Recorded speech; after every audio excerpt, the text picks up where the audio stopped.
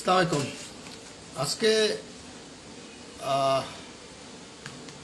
বছরের মানে বছরের প্রথম দিন না, আজকে হচ্ছে বই মেলার প্রথম দিন, মানে যাকে বলে ফেব্রুয়ারি মাসের প্রথম দিন। এবং এই বই মেলা নিয়ে অনেক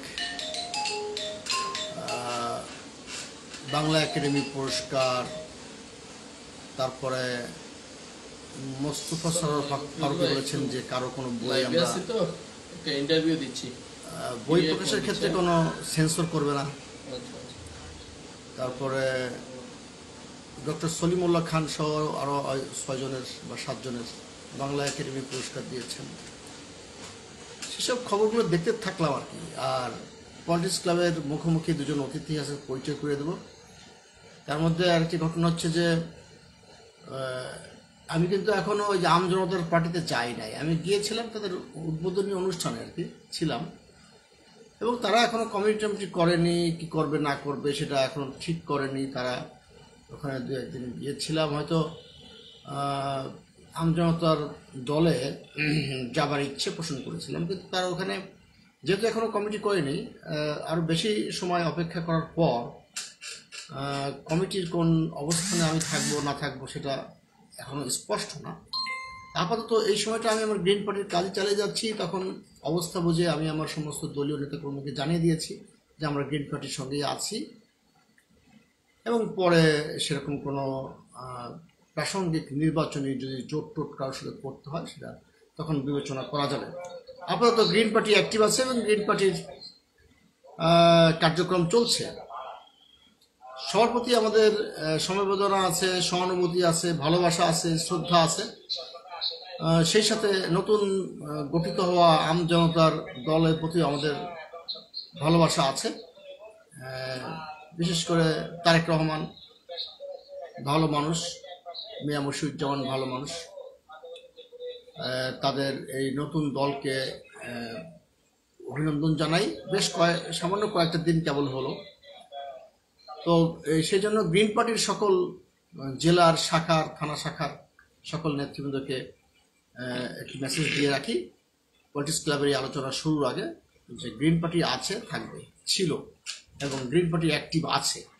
তো আজকে আমাদের আলোচনার অতিথি হচ্ছে বরাবরের মতোই ওই চেনামুখ, বাংলাদেশ মুসলিম সমাজের চেয়ারম্যান মাসুদ হোসেন, এবং আরও আছেন ইসলামী ঐক্যজোটের সিনিয়র ভাইস চেয়ারম্যান বীর মুক্তিযোদ্ধা শওকত আলী। উনি অবশ্য নিজেই বলে দিচ্ছেন বীর মুক্তিযোদ্ধা। আমি যদিও ওনাকে আগেই বীর বলতে চাই, উনি বলে দিচ্ছেন যদিও মুক্তিযুদ্ধ যারা করেছেন তা তো বীর, তাই না? তো শওকত আলী ভাই, আপনি কেমন আছেন? আপনার দিকে ক্যামেরা তাক হয়েছে, কিন্তু আমাকে আপনি ছায়া সরকারের কিন্তু ধর্মমন্ত্রী। আপনার থেকে মাসুদ ভাইকে আগেই বলবো, আপনার সঙ্গে পরিচয় পড়বো। ঠিক আছে, আপনি কেমন আছেন? আলহামদুলিল্লাহ, সর্বাবস্থায় ভালো মন্দ অবস্থায় আলহামদুলিল্লাহ। ভালো মন্দ নিয়ে খুবই একটা ওয়াজ মাহফিল মনে আপনার এলাকায় হলো না? জি আলহামদুলিল্লাহ, এটা তো আমার নির্বাচনী ওয়াজ। আমি সে খবর পেয়েছি যে আপনার ওয়াজ মাহফিল হয়েছে, এবং কেউ কেউ ওখানে গেলেন, কেউ কেউ ওখানে গেলেন, এবং সেখানে আমারও যাওয়ার কথা ছিল, যদিও আপনি নিজেই বলেননি। তারপরেও গেলে ভালো হতো। আমি অন্য মাধ্যমে দাওয়াত পেয়েছিলাম, তো ওনাকে তো আমি টাইটেলও দিয়ে দিলাম। টাইটেলও দিয়েছেন মুহিব্বুল উম্মাহ, মুহিব্বুল প্রেমিক মহিবুল উম্মা হারুন রশিদ খান, তাই না? এবং তার সাথে আমার হলো ইয়ামিনী, আপনি বাংলাদেশি নারী ইয়ামেনি বংশধর বানিয়েছেন। আপনার সঙ্গে আবার আলোচনায় আসবো। আপনার হাসিটা অনেক মধুর এবং মিষ্টি, এটা রহস্য জানতে চাইবো কেন কিভাবে। তো মাসুদ হোসেন, আপনার কাছেই থাকি। আপনার কাছে প্রথম প্রশ্ন, সেই প্রশ্নটা হচ্ছে যে আপনি তো খবর দেখেছেন যে আপনি একটু চেয়ার নিয়ে আগায় আসেন, আপনার মাথাটা অনেক ছোটো দেখাচ্ছে। একটি বিষয় আপনাদের বলে রাখি, পলিটিক্স ক্লাবে আলোচনা আমরা করছি, আমাদের দেশের রাজনৈতিক দলগুলোকে আরও প্রচার প্রসারে উৎসাহিত করছি এবং চেষ্টা করছি যাতে করে একটা রাজনৈতিক সংস্কৃতির পরিবর্তন আনা যায়। এবং সেই কারণে এটা এত সম্পূর্ণ কমার্শিয়াল না, এত লাইটিংয়ে কম থাকতে পারে, বা হয়তো ক্যামেরা ধূসর থাকতে পারে, কিন্তু আমাদের কণ্ঠগুলো খুব স্পষ্ট। আমি খবর নিয়েছি অনেকে ভর্সি প্রশংসা করছে যে পলিটিক্স ক্লাবের এই আলোচনাগুলো খুবই ভালো। আবার কেউ কেউ হয়তো আমাদের স্টুডিওতে আসছেন না, তাদের কিছু মানে বাগাড়ম্বর আছে, কারো এক ধরনের অহংকারও আছে, সেগুলো অবশ্য চূর্ণ হবে তাড়াতাড়ি, সবাই আসবে এবং আমাদের মুসলিম সমাজের মাসুদ হোসেনের মতো তার দলের কথাগুলো বলবে। আজকে কয়েকটি শিরোনাম আমি শুরুতে শেয়ার করলাম, আপনি শুনেছেন হয়তো। সেটা হচ্ছে যে বাংলা একাডেমি সাহিত্য পুরস্কার 2024 দিলেন ডক্টর ইউনূস, তার মধ্যে 6 জন বা 7 জনের মধ্যে অন্যতম হলো ডক্টর কি খান, আমাদের সলিমুল্লাহ খান। আর সেই সাথে আপনার বললো সংস্কৃতি উপদেষ্টা, উনি বললেন যে কোনো বই আমরা সেন্সর করব না, ঠিক আছে, মুস্তফা সরওয়ার ফারুকী। তো যাই হোক, এরপরে একটি খবর আমাদের চোখ আটকে দিয়েছে যে কুমিল্লায় যুবদল নেতা যৌথ বাহিনীর অভিযানে আটক হয়েছিল। তারপরে ওই দিনই তাকে দুপুরবেলায় হাসপাতালে আনার পর মৃত্যুবরণ করেছে, এবং সেই মৃত্যুবরণ কেন করেছে সে বিষয়ে অভিযোগ রয়েছে মানুষের। তবে তারপর আইএসপিআর থেকে যে সংবাদটা আমরা পেলাম সেটা হচ্ছে যে তদন্ত কমিটি করা হয়েছে, উচ্চ পদস্থ তদন্ত কমিটি, এবং ওই সেনা চৌকি প্রত্যাহার করা হয়েছে। যাই হোক, সব মিলে আপনি বলবেন বর্তমান রাজনৈতিক প্রেক্ষাপট কি, তার মধ্যে বিএনপি কিছু কথা বলছে এবং সেই কথাগুলো অনেক সময় নিউজ না ফেক নিউজ বোঝা মুশকিল। আপনি একটা নিউজ দিলেন, আমি মনে করি এটা ফেক নিউজ কি না, আপনি বললেন না এটা একদম সরাসরি, যে আওয়ামী লীগের কথা বললেন, বিএনপি কতদূর কি বিষয়, কার সঙ্গে কে জোট করবে, সব বিষয়ে সবিস্তরে আপনার কাছ থেকে কিছু রাজনৈতিক বক্তব্য আশা করছি। আউযুবিল্লাহি মিনাশ শাইতানির রাজিম, বিসমিল্লাহির রহমানির রহিম, মুহাম্মাদুর রাসূলুল্লাহ রাসূলুল কারীম, আম্মা বাদ। সর্বপ্রথম আমি অভিনন্দন এবং শুভেচ্ছা জানাই, সেই সাথে আমি সালাম জানাই যারা আমার সম্মানিত দর্শক, আজকের এই লাইভে যারা অংশ নিয়েছেন, যারা লাইভটি দেখতেছেন তাদেরকে, এবং আমার সামনে যে দুজন, একজন সঞ্চালক এবং আমার একজন বক্তা রাজু ভাই এবং ইসলামী ঐক্যজোটের সিনিয়র ভাইস চেয়ারম্যান বীর মুক্তিযোদ্ধা মাওলানা শওকত আমিন ভাই উপস্থিত, সবার প্রতি রইলাম আসসালাম, আসসালামু আলাইকুম ওয়া রাহমাতুল্লাহি ওয়া বারাকাতুহু। তো সর্বপ্রথম আপনি যে কথা বলেছেন যে আজকে 1 ফেব্রুয়ারি, এই ফেব্রুয়ারি মাস আসলে আমাদের প্রথম যে শব্দটা সেটা হলো আমাদের ভাষার মাস, আর ভাষার মাসকে কেন্দ্র করেই আমাদের বইমেলা। তো সেখানে প্রতি বছরই এই ভাষার মাসে সরকারের পক্ষ থেকে সম্মানিত করা হয় কিছু ব্যক্তিবর্গকে যারা বিভিন্নভাবে দেশের জন্য অবদান রেখেছেন, সাহিত্যে আজকে সম্মানিত করেছেন সরকারের পক্ষ থেকে। এটা নিঃসন্দেহে ভালো, আমি সাধুবাদ জানাই এই ধরনের কর্মকাণ্ডকে। তবে আমাদের একটা ইতিহাস, যে ইতিহাসটা আমরা অনেকেই এই তরুণ প্রজন্ম জানে না, সেটা হলো এই যে ভাষা আন্দোলন। এই ভাষা আন্দোলনের একজন অকুতোভয় বীর সৈনিক ছিলেন জামাতের সাবেক আমির অধ্যাপক গোলাম আজম, ভাষা সৈনিক। তো তার কথা আসলে কেউ কখনো আমি দেখি না বলতে। এই যে 52 ভাষা আন্দোলন থেকে এই পর্যন্ত, কার কথা? অধ্যাপক গোলাম আজম সাহেব, যিনি যিনি তৎকালীন ঢাকা বিশ্ববিদ্যালয়ের জিএস ছিলেন, অধ্যাপক গোলাম আজম 1952 সালে। আচ্ছা, যার তার কথা কেউ কয় না কেন? হ্যাঁ, যার সিগনেচারে, না আপনি যে বলেন তার কথা কেউ কয় না, এটা সত্য না। এটা সত্য না, কেউ কয় না মানে জামাত ইসলাম তো বলে, জামাত ইসলাম বলে, এটা তো আপনারা বলেন, আমরা তো বলি। মানে যারা মুসলিম সমাজ, যারা সচেতন সত্যিকারের পলিটিক্স করে, রাজনীতি করে, তারা তার কথা তাকে স্মরণ করে। মানে মানে ব্যাপক হারে বিশেষ করে সরকারের তরফ থেকে বা যারা রাষ্ট্রীয়ভাবে তো সম্মানিত করা প্রয়োজন ছিল, যে যার সিগনেচারে ভাষা আন্দোলনটা সৃষ্টি। মানে আমরা যে সত্য ধরে ওদিন বললাম না যে যত অপরাধী করুক সে তো মুক্তিযোদ্ধা, তাকে ওইভাবে হাতে জুতা মালা গলায় মালা পরানোটা শোভনীয় হয়নি। তো এরকমই হয়তো আমাদের চিন্তা থাকা উচিত ছিল যে মুক্তিযুদ্ধকালীন চলাকালীন সময়ে যেই অপবাদী তার বিরুদ্ধে থাকুক না কেন, কিন্তু 52 ভাষা আন্দোলনে তার ভূমিকা আছে, সেটা স্বীকার করে নেওয়া উচিত। গোলাম আজম অধ্যাপক গোলাম আজম সাহেব, ওনার অবদান এটা স্বীকার করতে হবে। তো বিগত সরকারে যারা যে স্বীকার নাও করেছে, এখন তো অন্তর্বর্তীকালীন সরকার, এই সরকার তো তাকে স্মরণ করতে পারত। আচ্ছা, এই সরকার কি ইসলামপন্থী? ইসলামপন্থী না, আমি বলবো না ইসলামপন্থী, যেহেতু এখন এটা অন্তর্বর্তীকালীন সরকার সবার সকল দলের, কোনো ব্যক্তি কেন্দ্রিক না না। তো তাহলে সেই তারপরে তো এর মধ্যে বোধহয় জামাতের প্রভাব আছে। সার্জিস বললো না, ছাত্র শিবিরের এটার জামাতের প্রভাব আছে বলতে, এখানে এই যে আন্দোলন 5ই আগস্টের এই শেখ হাসিনার পলায়ন, এই যে আন্দোলন, কোটা সংস্কার আন্দোলন, তো এর পরবর্তীতে এক দফার আন্দোলন, এই সব কিছুই আসলে মূল পরিকল্পনাকারী তো জামাত। এটা নিঃসন্দেহে, এটা সত্য, এটা অপকটে স্বীকার করতে হবে। তো জামাত এবং জামাতের জামাত তো এটার মধ্যে, এই সরকারের মধ্যে জামাতের হাত আছে। এখন সরকারের হাত আছে, এখন স্বীকার করতেছে না কেন তাহলে এই সরকার? সরকারে তো জামাতের কেউ ইনভলভ হয়নি, জামাতের কেউ তো সরকারে নাই। কেন ছাত্র প্রতিনিধিরা তো আছে। ছাত্র প্রতিনিধি তো জামাত করে না, ছাত্র প্রতিনিধি জামাত করে ছাত্র কখনো শিবিরের বলছে না। কথা অকপটে স্বীকার করলো না, বিশেষ করে তারা যাদের এই আন্দোলনে প্রত্যক্ষ পরোক্ষ সহযোগিতা ছিল এবং যাদের পরিকল্পনা ছিল, এটা তারা স্বীকার করছে। কিন্তু সরকারের জামাত আছে এটা তো ছাত্ররা কখনোই বলেনি। সরকারের জামাত আছে, ছাত্ররা তো কখনোই বলে না যে সরকার, বর্তমান সরকার পরিচালনা করছে জামাত, কখনো বলছে? কখনোই বলেনি। তো আর জামাত এই বোকামি করবো না, ভুলও করবে না যে সরকারের জামাত অংশীদারিত্ব নেবে নিউট্রাল গভর্নমেন্টে। আমার মনে হয় না জামাতে তো অন্য কাঁচা পলিটিক্স করে বলে। কেন দেখেন আপনি 71 সনে জামাত যে পলিটিক্স করেছিল, বৃহত্তর অবিভক্ত পাকিস্তানের অংশীদারিত্ব টিকে রাখার জন্য, ঠিক ওটাই যে বাস্তব সত্য ছিল, ওদের রাজনীতি সঠিক ছিল, এই 15 বৎসরে জনগণ হারে হারে টের পাইছে।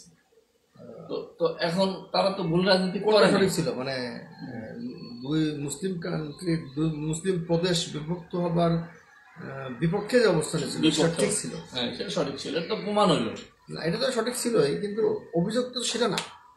অভিযোগ তো দুই মুসলিম প্রদেশ আলাদা হওয়ার বিপক্ষে ছিল, থাকতেই পারে। অনেক মুরব্বিয়ানরা যারা ধর্মপ্রাণ তারা বলতেই পারে যে দুই মুসলিম কান্ট্রি আমরা, দুই মুসলিম প্রদেশ আমরা বিভক্ত হব না, কিন্তু সেই অভিযোগ তো করা হয় না। তাদের বিরুদ্ধে অভিযোগ করা যুদ্ধ অপরাধ, যদিও এটার মধ্যে অনেক অভিযোগ আছে যেগুলো সত্য মিথ্যা প্রমাণের বিষয়। আপনি যেহেতু এমন টাইম পেলে আবার সময় বেড়াই দিতে হবে।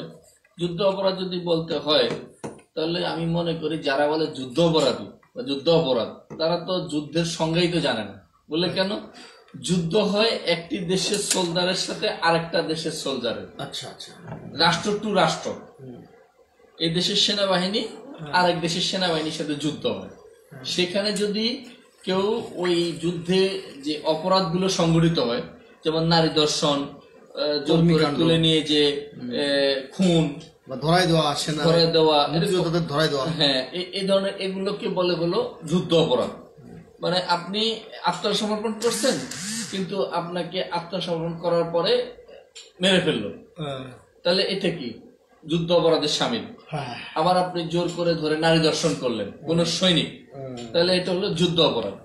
তাহলে এখানে যুদ্ধ হয়েছে পাকিস্তান আর্মি আর হলো ভারতীয় আর্মি। তো জামাত তো কোনো আর্মির অংশ না, তাহলে জামাত কিভাবে যুদ্ধ অপরাধী হয়? এটা হলো আর্মি করবে কারণ এটা তো জামাত তো মানে মুক্তিযুদ্ধ ধরাই দিছে জামাতের একাংশ না। মুক্তিযুদ্ধ হলো আপনার যে যুদ্ধটা সংঘটিত হয়েছে, আমি বারবার বলতেছি, কথা আবার রিপ্লাই করার প্রয়োজন আমি মনে করি না, যেহেতু একবার জনগণ জানতে পারছে। আচ্ছা, তো যে যুদ্ধটা হয়েছে, এই যুদ্ধটা তো একটি পরিকল্পিত যুদ্ধ, ইন্ডিয়ার পরিকল্পিত, যেটা ভারতের দ্বারা বেষ্টিত ছিল শেখ মুজিব এবং হলো বাংলাদেশের শেখ মুজিব আর পাকিস্তানের হলো ভুট্টো। তো এরা তো ছিল আসলে ওই ভারতের এজেন্ট। তো যাই হোক, এখন যেটা কথা বলছেন আপনি, এই অপরাধ যারা করেছে, এটাই হলো প্রশ্ন, যে অপরাধ যারা করেছে এটাকে মানবতা বিরোধী অপরাধী বলে।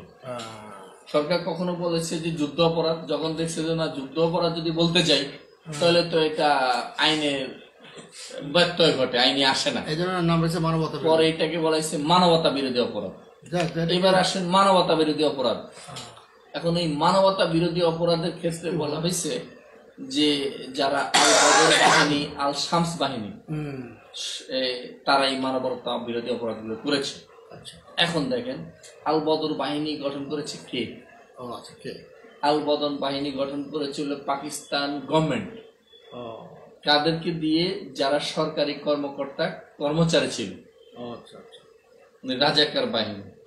তা এখন এখানে সচিব, একজন সচিব যারা দায়িত্বশীল ছিল তার নেতৃত্বে এই বাহিনীটা গঠন আল করা বদর হয়। বাহিনী। হ্যাঁ, সেটা আর আল হলো শামস? আপনার ওই তো এরকম সরকারি বিভিন্ন যারা কর্মচারী তাদেরকে দিয়ে এই বাহিনীগুলো গঠন করা হয়। তো জামাত তো তখন সরকারের অংশ ছিল না।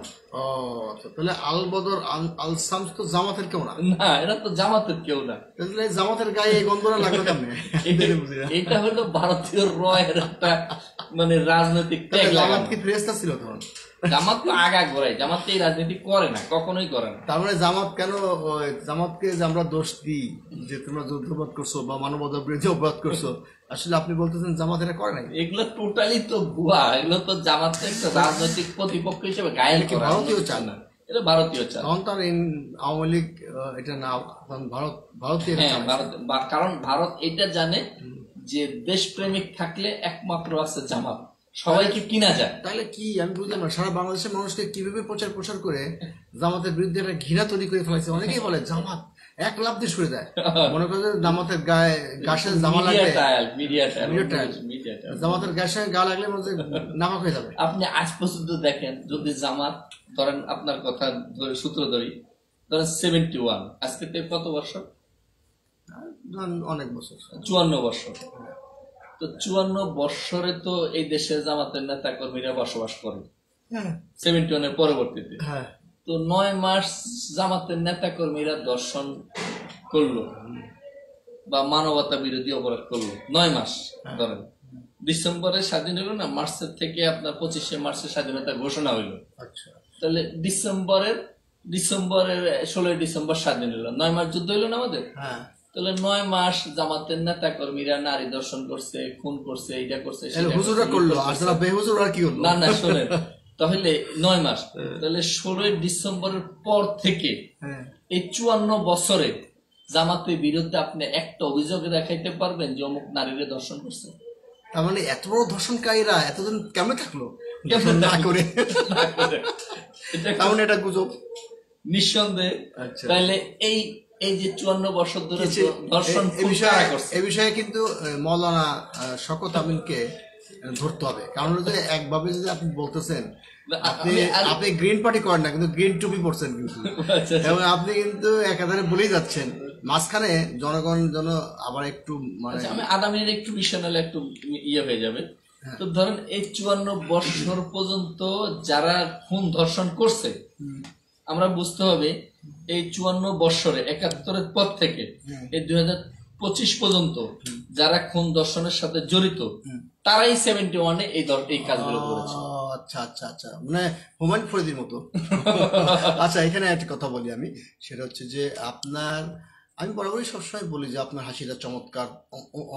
অন্যের বেলাও বলি, হাসি সবসময় চমৎকার, মানে যার হাসি হোক, কিন্তু কেউ হয়তো ভুল করবেন না যে আমি আপনাকে তেল মারছি। আমাদের কাছে কিন্তু তেল আছে, আমরা তেলের মুন্সিগঞ্জ থেকে তেল আসে, আমরা সেটা বোতলজাত করি, তেল বিক্রি করি, এটা আরও লার্জ স্কেলে বিক্রি হবে। এখন আমাদের যেই গ্রিন ফুড প্রোডাক্টসের তেল, সেটা কিন্তু আরও আমাদের স্টকে আছে, বিক্রি হচ্ছে। কিন্তু আমরা এটা নিয়ে কোনো সময় কুণ্ঠাবোধ করি না যে আমরা তেল, মসুর ডাল, মুগের ডাল বিক্রি করি।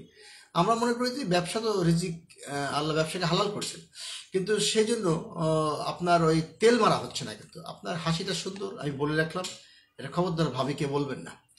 আর গতানুগতিক আমরা ইন্টারভিউ নেই না, আমাদের পলিটিক্স ক্লাবটা হচ্ছে একটা হাসি খুশি আনন্দ বেদনা থাকে। তো আপনার এই কথাটা আমার কাছে ভালো লেগেছে যে আপনি বলেছেন যে আল বদর ছিল সরকারি বাহিনীর লোকেরা, আল বদর আল শামস, এটাকে জামাতে ইসলাম চালিয়ে দেওয়া হয়েছে।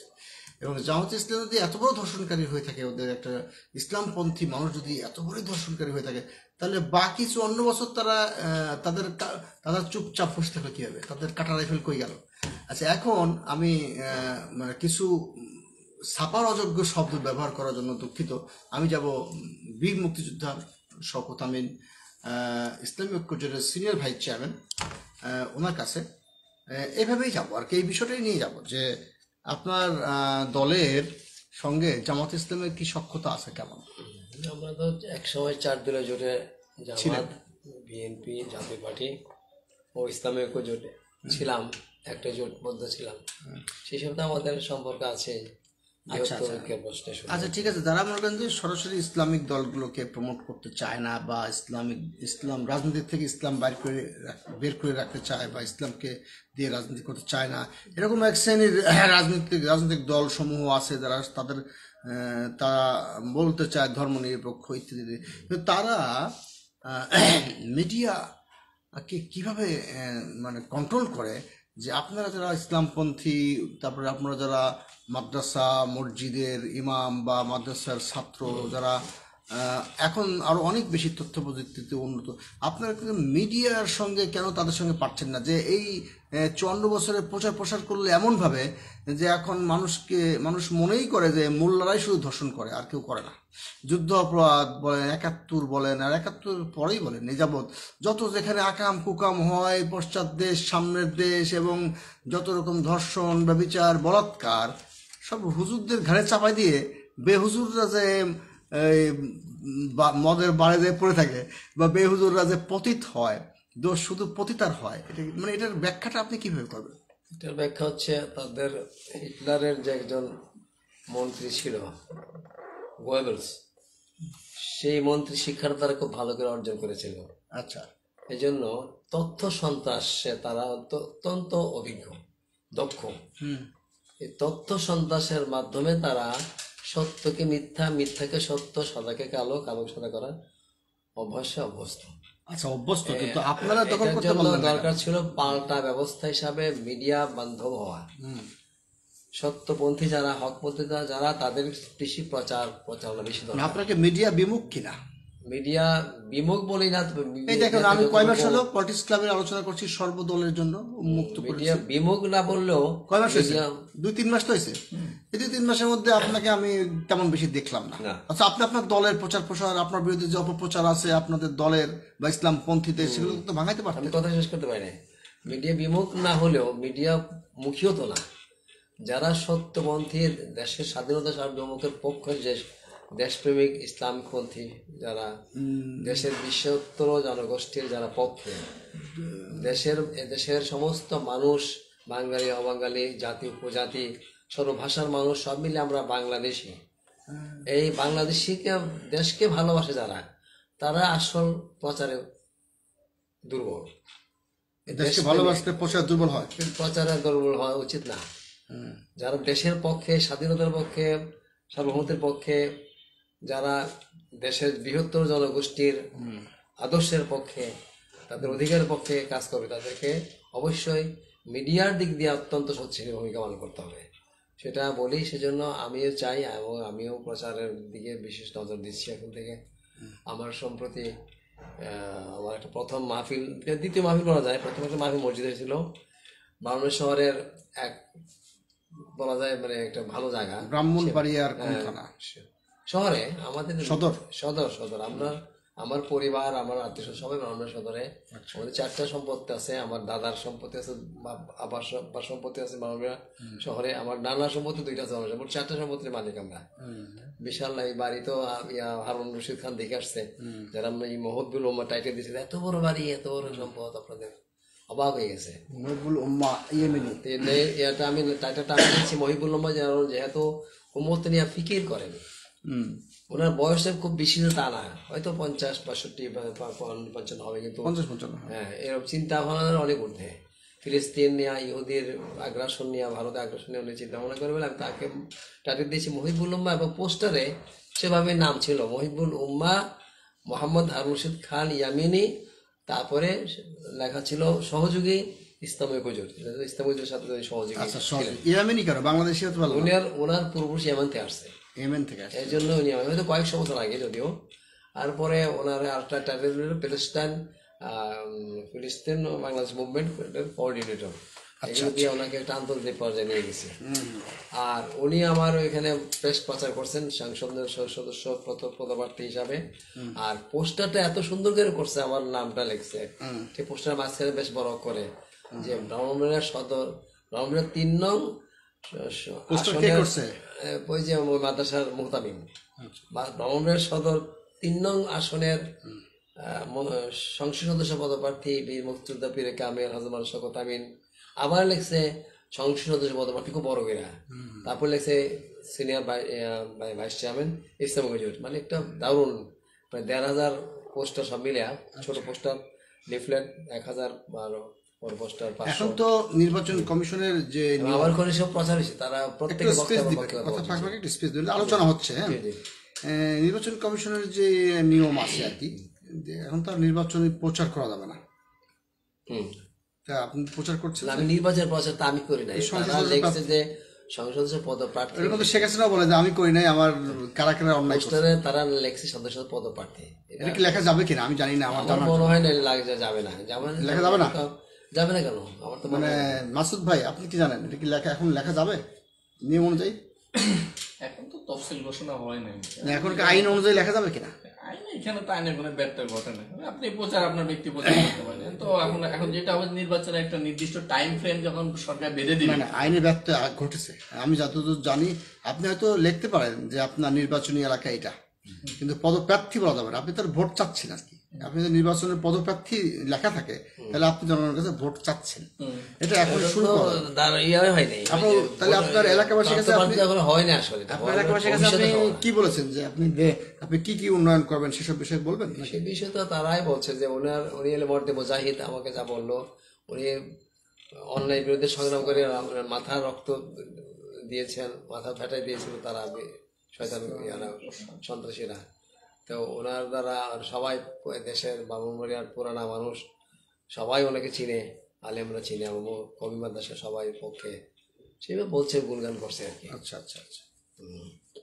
তো যেটা বলছিলেন এখন আমি বলতে চাই যে আমি যেটা বলছিলাম, কোনটা বলছিলাম, বিষয়টা ছিল কি? বিষয়টা হচ্ছে যে আপনাদের প্রচার প্রসারণা আরো বাড়াবেন। আর তাছাড়া আমাদের প্রচার, মিডিয়ার প্রচারটা বাড়াতে আমি সবাইকে বলি যে ইসলামপন্থীর আরো একটু আধুনিক হতে হবে, যে প্রত্যেকে কম্পিউটার এবং এই সোশ্যাল মিডিয়া সম্পর্কে আরো জ্ঞান। আমার নিজেরও এদিকে দুর্বলতা আছে, ফেসবুক চালাচ্ছি এবং একটা পেজ খুলে, তা না হলে ইসলাম বিরোধীর বিরুদ্ধে যুদ্ধ করে কুলানো যাবে না। বিশেষ করে যারা ইসলাম বিরোধী না, বাংলাদেশের 92% মুসলমান, কিন্তু কিছু লোক আছে কতিপয় তারা ইসলামকে ধ্বংস করতে চায়, তাদের বিরুদ্ধে যুদ্ধ করে। আর কোরআনে বলা হয়েছে, আর অনেকে আছে ইসলামের বিরুদ্ধে না, বাট তারা এখনো বুঝেই ওঠে না যে তার দলের মধ্যে কি করা উচিত না উচিত। যদি যেমন গ্রিন পার্টি কিন্তু ইসলামিক দল না, কিন্তু ইসলাম পন্থী। কিরকম পন্থী? গ্রিন পার্টি কখনোই সহ্য করবে না যে ইসলামকে ধ্বংস করার পায়চারা যারা করবে তাদেরকে কোনোদিনও মেনে নেবে না, কারণ আমার নাহলে তো আমার পরকালই ধ্বংস হয়ে। জি বলছিলেন হয়তো বলা হয়েছে যে তোমরা শক্তি যতটুকু পারো সঞ্চয় করো। এখন শক্তি বলতে ওই তখনকার দিনের তলোয়ার আর ধনুককে বলা হয় নাই। যে যুগে যে শক্তি দরকার, বর্তমান যুগে আণবিক শক্তি, আগ্নেয়াস্ত্র, মেশিন গান, আর্টিলারি, তারপরে মিসাইল, মিডিয়া শক্তি, এটা একটা বড় শক্তি না। আর্টিলারি তো রাষ্ট্রীয় পর্যায়ে, এটা কি ব্যক্তি পর্যায়ে, দল পর্যায়ে? এগুলো ব্যক্তি পর্যায়ে মানে ব্যক্তি পর্যায়ে মিডিয়ার শক্তি, যে ওই যে প্রচার কাজ করে। তবে এখানে কিন্তু আমি একটা জিনিস লক্ষ্য করেছি যে কোন দল ইসলামপন্থী বলা চলে না, আগে ছিল, তারা তাদের গঠনতন্ত্রে বা এসে বলছে যে সমস্ত জনগণকে সমর শিক্ষা দিতে হবে। এরকম কোন বিষয় আপনি? এটা তো অনেক দেশে আছে, আমাদের মনে হয় আফগানিস্তানে মনে হয় এই শিক্ষাটা আছে, ইরান থাকতে পারে। আমি মাসুদ হোসেনের কাছে যাবো, তার আগে আপনি বলেন। আরো দরকার, দেশ যখন না আক্রান্ত হবে তখন তো প্রয়োজন হবে, যুদ্ধার প্রয়োজন হবে, তখন শুধু সৈন্যরা যুদ্ধ করে হবে না। অনেকদিন পরে আপনারা উপলব্ধি করতে পারছেন যে আসলে মিডিয়াতে আপনাদের হাত থাকতে দুর্বলতা আছে। সেই দুর্বলতার জন্য এটা কি আপনার দল বা জামাতে ইসলাম বা অন্যান্য যারা ইসলামপন্থী তারা কি আপনার মতো আগে অপরে কেউ স্বীকার? অন্যরা করুক বা না করুক, না স্বীকার তো তারা স্বীকার করুক বা না করুক, কথা সত্য। আর আমি যে আমার কাজ করে যাচ্ছি, আমি যতটুকু প্রচার মুখী হইতে পারি, মিডিয়া হইতে সেটা চেষ্টা আমার আছে। আর পলিটিক্স ক্লাবের সঙ্গে কিন্তু আমরা বিভিন্ন দলের সঙ্গে আলাদা আলাদা চুক্তিবদ্ধ হচ্ছি, মানে বিশেষ করে বাংলাদেশের 300 আসনে বা যদি সেটা বাড়ায় 500 করা হয়, 500 আসনের মধ্যে যারা যারা তাদের নির্বাচনী প্রচার করতে চায় পলিটিক্স ক্লাবের মাধ্যমে আমাদের অনেকগুলো নিউজ পেজ আছে এবং আমরা সরাসরি এলাকার খবরের উন্নয়নের প্রসঙ্গগুলো তুলে ধরে ক্যান্ডিডেটকে পজিটিভ দিকগুলো তুলে ধরার চেষ্টা করি। তো সেরকম কোনো ইচ্ছে কি আপনার আছে পলিটিক্স ক্লাবের সঙ্গে? অবশ্যই আছে। আমি তো নির্বাচন প্রচার প্রসারের কাজে প্রচার আগে থেকে লাগলো। হ্যাঁ জি, আপনি বলেন। একটা হলো খরগোশ, একটা হলো কচ্ছপ। খরগোশ এক লাফে চলে যাবে, আর কচ্ছপ ধীরে গতিতে সুপরিকল্পিত সুস্থিত অগ্রসর হবে। আমি হচ্ছে কচ্ছপের ভূমিকায়। আচ্ছা, আমার যে সময় যদি 1.5 বছর পাই তা আমার জন্য ভালোই হয়। আর 1.5 বছর মনে হয় সময় আছে নির্বাচনের সম্ভাব্য সময়, এই বিষয়ে আমি গুছাই নেওয়ার চেষ্টা করছি। ধরে নিন 1 বছরই আছে, ডিসেম্বরেই হবে, আর 6 মাস তো এক্সটেনশন পরে মনে হবে না। এটার চাপাচাপি শুরু করছে সবাই। আপনি অনেক কিছু নোট লিখলেন, এগুলো থেকে আলোচনা করেন। হ্যাঁ বলছি, আমাদের আমার মোবাইল থেকে নেট চলে দ্রুততম সময়ে চলে যাওয়ার কারণ হচ্ছে যে অধিকতর ইউজ করা হয়েছে, যেহেতু এখন ওয়াইফাই নেওয়া হয়নি। এখন আমি অন্য একটা মোবাইল থেকে আবার লাইভে আসলাম। আপনি যে বাকি কথাগুলো শেষ করবেন, আমি এরপরে মাসুদ হোসেন সাহেবের কাছে যাব। যেটা করা দরকার যে ভারতীয় পণ্য বর্জন, ইহুদি পণ্য বর্জন, কাদিনী পণ্য বর্জন, মানে শত্রু পণ্য বর্জন, সকল শত্রু পণ্য বর্জন একটা বিশেষ দরকারি জিনিস। দেশের মানুষকে ধনী করতে চাইলে, তাদেরকে সচ্ছল করতে চাইলে বিদেশি পণ্য, বিশেষ করে শত্রু পণ্য বর্জন করা অত্যাবশ্যক। দেশের মানুষ দেশের পণ্য যদি বিক্রি করতে পারে তার লাভবান হবে, আর্থিকভাবে সচ্ছল হবে এবং দেশও শত্রুর আকর্ষণ থেকে অনেকটা মুক্ত থাকবে, শত্রু দূর হয়ে যাবে। এখন ভারতের অবস্থা তো কাহিনী। ভারতের প্রথম তারা হুমকি দিত, আমরা দেবো না, পেঁয়াজ দেবো না, আমরা চিকিৎসা করবো না, এই করবো সে করবো না। এখন চিকিৎসা না করে তাদের উল্টা এখন হাসপাতালগুলো অচল হয়ে পড়েছে। তারাই এখন কেঁদে বাঁচি অবস্থায় করে গেছে। সুতরাং এই পণ্য বর্জনের যে আন্দোলনটা, এটা ছিল অত্যন্ত লাভজনক এবং এখনো লাভজনক আছে। আমাদেরকে দেখতে হবে যে ইহুদি পণ্য যেমন কোকা-কোলা, ফান্তা, 7-আপ, পেপসি। পেপসি শব্দের অর্থ তো অনেকে জানে না। পেপসি শব্দের অর্থ হচ্ছে পি দিয়ে পে মানে দাও, ই দিয়ে ইচ, আবার পি দিয়ে পেনি মানে টাকা, সম্পদ। টু সেভ ইসরায়েল, আই দিয়ে হলো ইসরায়েল, এর পেপসি। পেপসির অর্থ হলো pay each penny to save Israel. Israel সন্ত্রাসী ইসরায়েলকে, ইসরায়েলের সাথে সন্ত্রাসী শব্দরা যুক্ত, এটা অবশ্যভাবে যুক্ত। ইসরায়েলি সন্ত্রাসী ইসরায়েলকে রক্ষা করার জন্য প্রতিটা পেনি বা প্রতিটা টাকা ব্যয় করে। এই পেপসি মজা করে খায়, বেকবে খায়। আমাদের বোকারা, আমরা বোকা জাতি, বেশিরভাগ হলো বোকা মানুষ। দেশের পক্ষে কোনটা বিভাগে যাবে না বুঝে খায়, না বুঝে খায়। প্রাণ নামে একটা আছে, ড্রিঙ্ক আছে, সেটা হলো ইহুদিদের এজেন্টের তৈরি, কাদিয়ানি। কাদিয়ানিদের হেডকোয়ার্টার হচ্ছে ইহুদিদের ইসরায়েলের হাইফা নগরীতে, এটা অনেকে জানে না। আর হচ্ছে খ্রিস্টানদের লন্ডন নগরীতে বড় বড় হেডকোয়ার্টার। বাংলাদেশের বক্সিদের কিছু না, এটা সুরক্ষারও। পাকিস্তানে তাদের কোনো পাত্তাই নেই। সংক্ষেপে বাংলাদেশি ইম্পর্টেন্সি টু সেভ, এটা সংক্ষেপে কি হবে? বাংলাদেশি ইম্পর্টেন্সি টু সেভ, এর সংক্ষেপে কি হবে? না, এটা মানে ঠিক করেন, এটা এখন এটা তো নতুন নামের দরকার নেই। এটা পেপসির অর্থ এটা না, আসলে এটা এটাতে বোঝায়, এটাই বোঝায়। আচ্ছা, আপনার কাছে আমি আসবো, আপনি সময় পাবেন তো আমরা একটু মাসুদ হোসেনের কাছে যাবো, কারণ একটা বিচার বহির্ভূত হত্যাকাণ্ডের বিষয়ে একটা অভিযোগ আছে। কুমিল্লার ছাত্র দলের নেতা, সম্ভবত স্বেচ্ছাসেবক এরকম না, তৌহিদ, তাকে গ্রেপ্তার করেছিল যৌথ বাহিনী। তারপরে যৌথ বাহিনীর হেফাজতে আর কি হাসপাতালে মারা গিয়েছে। আইএসপিআর ঘোষণা দিয়েছে যে আমরা একটা উচ্চ পদস্থ তদন্ত কমিটি গঠন করেছি এবং অলরেডি সেই সেনা চৌকি প্রত্যাহার করা হয়েছে এবং যার নামে অপরাধ তাকেও প্রত্যাহার করা হয়েছে, এরকম কোনো একটা খবর আইএসপিআর রিপোর্টে দেখলাম। তো আমরা এই বিষয়ে আসলে কথা বলবো। মাসুদ হোসেন, মুসলিম সমাজ, বাংলাদেশ মুসলিম সমাজের চেয়ারম্যান মাসুদ হোসেন। জি, আসলে বাস্তবতা বলতে বিচার বহির্ভূত হত্যা এটা আমি কখনোই সমর্থন করি না। মানবাধিকার সুরক্ষার একটা বিষয় দাঁড়ায় আন্তর্জাতিকভাবে। তবে এই হত্যাকাণ্ডটা তো আসলে বিএনপি যখন 2001-এ ক্ষমতায় আসে, তারপরে সারা বাংলাদেশে তাদের নেতা কর্মীদের একেবারে যে যা ইচ্ছা তাই কর্মকাণ্ড, এই নারী ধর্ষণ, খুন, দলীয় কোন্দল, এত কোটি টাকা ধারণ করেছে, টেন্ডারবাজি, চাঁদাবাজি, সারা বাংলাদেশে একটা বিভীষিকাময় পরিস্থিতি তৈরি হয় ক্ষমতায় আসার পরে। 2001 সালে বিএনপি ক্ষমতায় যখন আসে, এরপরে আমরা দেখেছি যে বিএনপির কেন্দ্রীয় হাইকমান্ড যতই নির্দেশনা দিত, কিন্তু দলীয় নেতা কর্মীদেরকে কন্ট্রোল করা যেত না। তো যে কমিশনার বিনা কোরআনটাউনে, সেও হত্যা হইল দলীয় কোন্দলের জন্য বা আধিপত্য বিস্তারকে কেন্দ্র করে। এখনো দেখা যায় যে এই আবার 5ই আগস্টের পরে বিএনপি তার সহযোগী সংগঠনগুলো সারা বাংলাদেশে টেন্ডারবাজি, চাঁদাবাজি, খুন, ধর্ষণ, মানে যা ইচ্ছে তাই কর্মকাণ্ড চালিয়ে যাচ্ছে।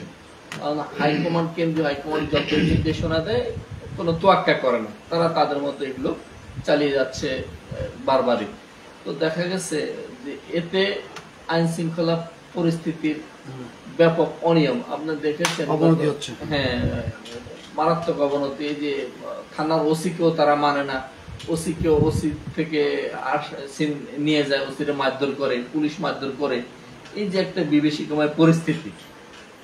তো ঠিক 2001 সনে যখন বিএনপি আউট অফ কন্ট্রোলে ছিল তার নেতা কর্মীরা, তখন তারা অপারেশন ক্লিন হার্ট শুরু করে।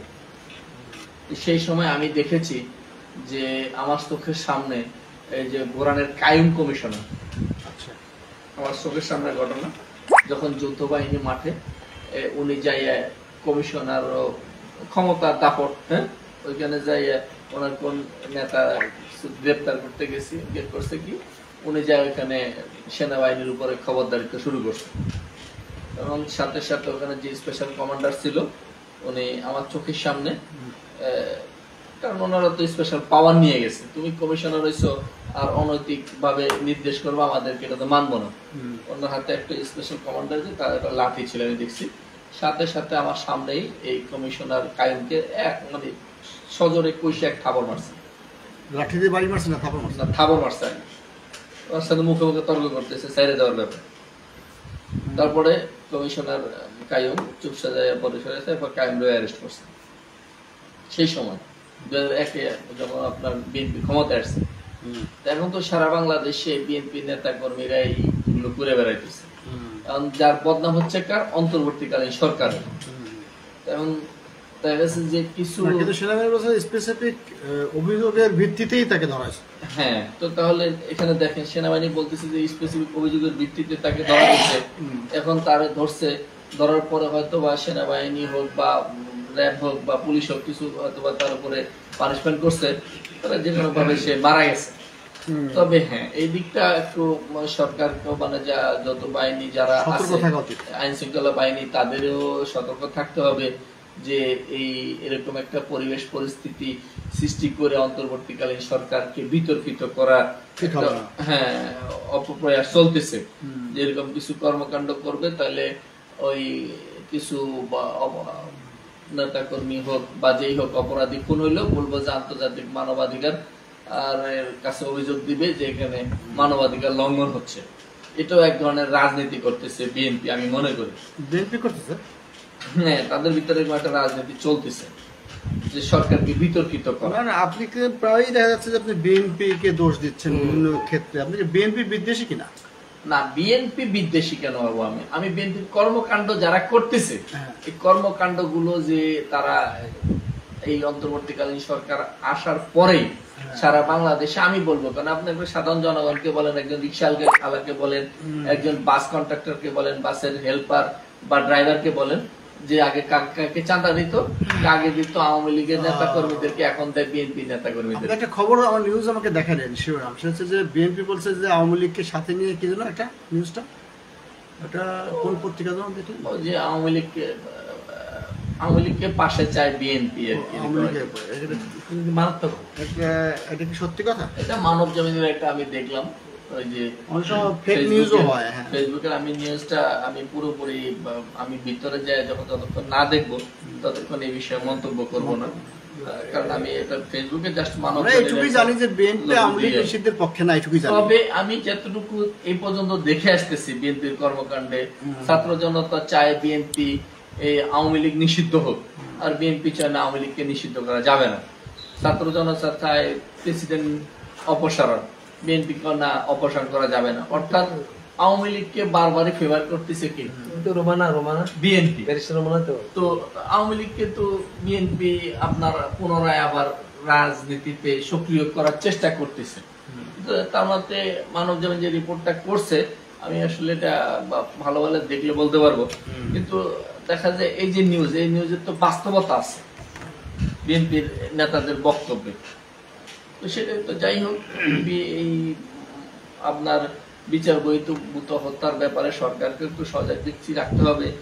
সেই সাথে আইন শৃঙ্খলা অবনতির ব্যাপারে যে এই সরকারকে বিরোধী দল সহযোগিতা করতেছে না, বিএনপি সহযোগিতা করতেছে না, বরঞ্চ তারাই আবার বিভিন্ন জায়গায় আইন শৃঙ্খলার অবনতি ঘটাইতেছে, সাথে যুক্ত আছে আওয়ামী লীগ। তো এই ব্যাপারেও সজাগ দৃষ্টি রেখে সতর্কভাবে পথ চলতে হবে। আচ্ছা, হ্যাঁ, যেন এই অপরাধীও মানে মানবাধিকার সংগঠনগুলো অভিযোগ না করতে পারে, এদিকেও দৃষ্টি দিতে হবে, আর সেই সাথে অপরাধও কমাইতে হবে, দুটোকেই প্রাধান্য দিতে হবে। না, এটা অবশ্য একটা বিচ্ছিন্ন ঘটনা। সেনাবাহিনীর তরফ থেকে আইএসপি এর মাধ্যমে সেই বিষয়টার উপর উচ্চ পদস্থ সেনা কর্মকর্তা দিয়ে তদন্ত কমিটি করা হয়েছে এবং সেই সেনা চৌকি প্রত্যাহার করা হয়েছে এবং অভিযুক্তকেও প্রত্যাহার করা হয়েছে। যাই হোক, যাতে আপনি বলেছেন যাতে সেনাবাহিনী বা যৌথ বাহিনী তার জন্য আরও অধিকতর সতর্কতার সাথে হ্যান্ডেল করে।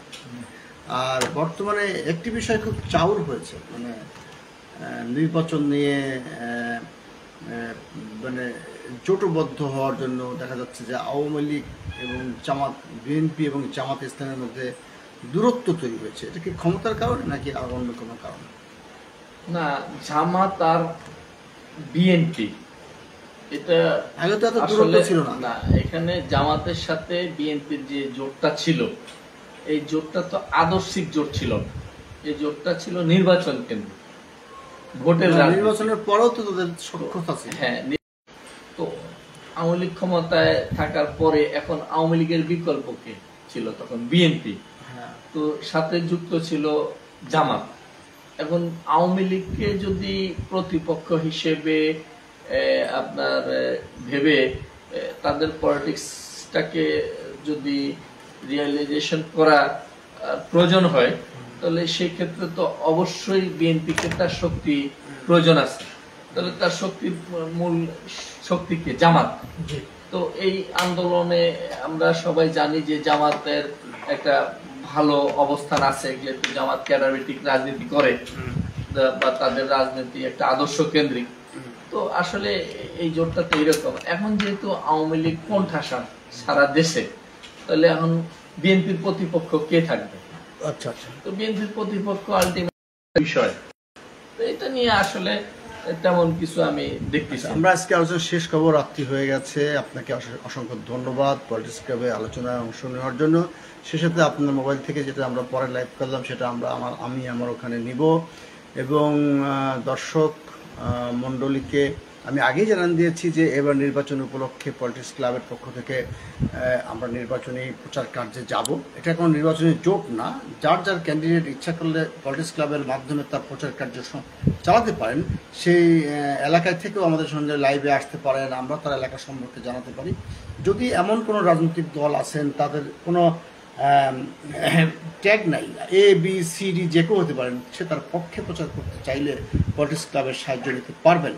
তো আপনি বোধহয় নির্বাচন করবেন, আমরা শুনেছি যে আপনি ঢাকা ৯ নির্বাচন করার ইচ্ছে পোষণ করেন। আমরা চাই যে আপনার প্রচার প্রসার পলিটিক্স ক্লাবের মাধ্যমে আপনি করবেন। আপনাকে অসংখ্য অসংখ্য ধন্যবাদ। আপনাদের সবাইকে ধন্যবাদ দর্শক শ্রোতাবৃন্দকে। আমরা এখন যারা আছে যাচ্ছি বীর মুক্তিযোদ্ধা শওকত আমিন। দেশবাসীর কাছে আমার একটা আবেদন, অনুরোধ, ইসলামী ঐক্য জোটের senior senior vice vice chairman. যে দেশের স্বাধীনতা, সার্বভৌমত্ব এবং জাতীয় স্বার্থের প্রশ্নে প্রত্যেককে বৃহত্তর ঐক্য অবশ্যই অত্যাবশ্যক গড়ে তুলতে হবে। যে পথের, যে মতের, যে দলেরই থাকুন না কেন, জি কিন্তু যখন দেশের মৌলিক স্বার্থগুলি বিষয়ে প্রশ্ন আসে, মৌলিক স্বার্থের বিষয়ে, স্বাধীনতা, সার্বভৌমত্ব এবং দেশের মৌলিক স্বার্থ বিষয়ে সবাইকে এক ঐক্যবদ্ধ বৃহত্তর ঐক্য গড়ে তুলতে হবে। এটা অবশ্যই দরকার। এটা মতবিরোধের সাথে ঐক্য, মত ভিন্নতার সাথে ঐক্য। আরবিতে বলা হয় ইত্তেহাদ মাল ইখতিলাফ। ইখতিলাফ মানে মতবিরোধ, মতবিরোধ সহকের ঐক্য, মানে মৌলিক বিষয়গুলি নিয়ে কারো কোনো মতবিরোধ নেই। দেশের সাথে রক্ষা করতে হবে, এটা মূল বিষয়। তারপর দেশের জাতীয় স্বার্থগুলি রক্ষা করতে হবে, মৌলিক বিষয়। আর বাকি যে বিশেষ ছোটখাটো বিষয়তে মতভেদ থাকতেই পারে, এটার জন্য কিছু আসে যায় না। আমরা এইসব বিষয়ে যাতে আমরা ঐক্যবদ্ধ থাকতে পারি, বাংলাদেশ জাতি হিসেবে দেশকে রক্ষা করতে পারি, সে বিষয়ে আমাদের চিন্তা করা দরকার। যে বাংলাদেশ জাতির পরিচয়টা প্রথম ঘোষণা করেছিলেন জিয়াউর রহমান। বাঙালি অবাঙালি, জাতি উপজাতি, বিভিন্ন ভাষার ভাষী হয়েও আমরা সব মিলে বাংলাদেশি, সেটা আমাদেরকে মানতে হবে, আমরা জানতে হবে। সেভাবে আমাদের দেশকে গড়ে তুলতে হবে। আমরা একটা ভারতীয় আধিপত্যবাদ থেকে আমরা অনেকটা মুক্ত হয়েছি। তারপরে তাদের দোসর, তাদের বন্ধুরা, আধিপত্যবাদী বন্ধুরা এখনো আছে সরকারের মধ্যে, অন্তর্বর্তীকালীন সরকারের মধ্যে আছে, আওয়ামী লীগের বন্ধুরা আছে, তারা এখনো চক্রান্ত চালিয়ে যাচ্ছে। আমরা এই দেশের এই যে আওয়ামী লীগ যে ভারতের সাথে 25 বছর মেয়াদী গোপন চুক্তি করেছিল, যে চুক্তিতে 7টা চুক্তি ছিল, পরে সেটা সম্পর্কে 12টা চুক্তিতে পরিণত ছিল, সেখানে এই চুক্তিগুলি প্রকাশ করা হয়নি, কখনো জনসম্মুখে প্রকাশ করা হয় নাই। যে এই চুক্তিগুলি মানামানি দেশকে ভারতের অধীনে চলে যাওয়া, দেশের স্বাধীনতা, সার্বভৌমত্ব বিলীন হয়ে যাওয়া। কারণ দেশে কোনো সেনাবাহিনী থাকার কথা চুক্তিতে লেখা হয়েছে, এই দেশে কোনো সেনাবাহিনী থাকবে না, এবং অনেক বড় বড় পররাষ্ট্র থাকবে না, পররাষ্ট্র থাকবে না, পররাষ্ট্র থাকবে, সব ভারতের পররাষ্ট্রনীতি মানতে হবে। এভাবে কোন সেনাবাহিনী থাকবে না, আর অনেক কিছু বড় বড় জিনিস যেগুলি বলা মানি, যেগুলি মানি দেশের স্বাধীনতা না থাকে। আল্লাহ তাআলা আমাদেরকে মোটামুটি কিছুটা রক্ষার পথে আনছে, বাকিটা আমরা যদি চেষ্টা, অরক্ষিত স্বাধীনতায় পরাধীনতা জড়িয়ে পড়েছি না। আমরা এখন যেটা পাইছি সেটাকে রক্ষা করার জন্য চেষ্টা করতে হবে, যাতে আওয়ামী সন্ত্রাসীরা, আওয়ামী চক্রান্তকারীরা, আওয়ামী রাজাকাররা, আওয়ামী দেশ স্বাধীনতা বিরোধী শত্রুরা, যে আওয়ামী লীগ মৌলানা ভাসানী সৃষ্টি করে প্রতিষ্ঠাতা ছিলেন মৌলানা আওয়ামী মুসলিম লাম নিয়ে, সে আওয়ামী লীগ আজ রাজাকার ভূমিকা পালন করেছে দীর্ঘ 16 বছর বা তার চেয়ে বেশি বছর ধরে। আমরা এই রাজাকার মুক্ত, এই আওয়ামী রাজাকার মুক্ত, আওয়ামী গুজব লীগ মুক্ত দেশকে করার জন্য আমাদেরকে আমাদেরকে শুধু গুজব লীগ, শুদ্ধ গুজব দল মুক্ত করতে চান? হ্যাঁ, গুজব, আওয়ামী লীগ গুজব। আওয়ামী লীগ কি শুধু আপনার আওয়ামী লীগ নয়, বিএনপিও বিএনপি আওয়ামী লীগের অনেকটা প্রভাবিত অবস্থা, একই রকম। বিএনপি একই রূপ প্রভাবিত না হলেও আপনার কিছুটা বিএনপি পন্থী, আপনার কি কিছু? আমি বিএনপির পক্ষে, কিন্তু বিএনপিও পুরোপুরি নির্দোষ না, কিছুটা আওয়ামী প্রভাব আওয়ামী লীগের আছে। কিন্তু আপনার এখন এই মুহূর্তে রাজনৈতিক স্ট্র্যাটেজি কি বিএনপি পন্থী? এখন আমরা সারা দেশের মধ্যে যারা দেশপ্রেমিক তাদের একতাবদ্ধ রাখতে হবে। আচ্ছা, কিন্তু আওয়ামী লীগ বাদে? আওয়ামী লীগ বাদে, আমাদের দেশপ্রেমিক, আমাদের রাজাকার, আর বিএনপি? বিএনপি স্বাধীনতা বিরোধী হলেও কিছু কিছু কাজ করবো তারা করে, যাগুলি ভুল করে। এখন তারা ভারতের পক্ষে কিছুটা কিছু কথাবার্তা বলে, আওয়ামী লীগের কথা বলে, এটা ঠিক না। যে আওয়ামী লীগ দেশের স্বাধীনতার শত্রু, সার্বভৌমত্বের শত্রু, এবং রাজাকার, গুজব লীগ, সন্ত্রাসী লীগ, খুনি, হাজার হাজার খুন করেছে, হাজার হাজার গুম করেছে, সে আওয়ামী লীগ মানে দেশের শত্রু। এই রাজাকার মুক্ত স্বাধীনতা বিরোধীদের থেকে আমাদেরকে রক্ষা করার জন্য বৃহত্তর করতে হবে। বিএনপিকে সংশোধন হতে হবে। অনেক ভুল বিএনপি করছে, যেটা ভারত তোষণ এবং আওয়ামী তোষণ। আমি নাম বলতে চাই না, একজন ব্যারিস্টার তারও দেখলাম আওয়ামী লীগের পক্ষে তার অনেক দুর্বলতা, নাম বলবো না। আপনাকে অসংখ্য অসংখ্য ধন্যবাদ। এই দিন না, আরো দিন আছে, এই দিনকে নিয়ে যাব সেই দিনের কাছে। তখন আপনার নির্বাচনী প্রচার কার্যে পলিটিক্স ক্লাব আরো বেশি অ্যাক্টিভ থাকবে, এবং আপনার পক্ষে এবং আপনার বিপক্ষে যারা আছে তাদের মধ্যে তুমুল হইচই হবে, বাকবিতণ্ড হবে, একসময় প্রমাণ হবে আপনি ঠিক না মাসুদ ভাই ঠিক। ভালো থাকবেন সেই পর্যন্ত, পলিটিক্স ক্লাবের সময় থাকবেন। এই পলিটিক্স ক্লাবের অনেক বাধা বিপত্তি অতিক্রম করে, আলো নেই, তারপরে এমবি নেই, ওয়াইফাই নেই, শুধু নেই এর মধ্যে এই পলিটিক্স ক্লাব এগিয়ে যাচ্ছে। এবং আমি খুবই খুশি হলাম শুনে যে আপনারা সবাই এগিয়ে এসেছেন এবং আরও যারা পিছিয়ে আছেন তারা যেন এই পলিটিক্স ক্লাবকে জাগ্রত করার জন্য, আরও অ্যাক্টিভ করার জন্য, বাংলাদেশের একটি সত্যিকারের রাজনৈতিক সংস্কৃতির পরিবর্তন করার জন্য পলিটিক্স ক্লাবের সাথে থাকবেন। ভালো থাকবেন। আসসালামু আলাইকুম। আসসালামু আলাইকুম ওয়া রাহমাতুল্লাহি।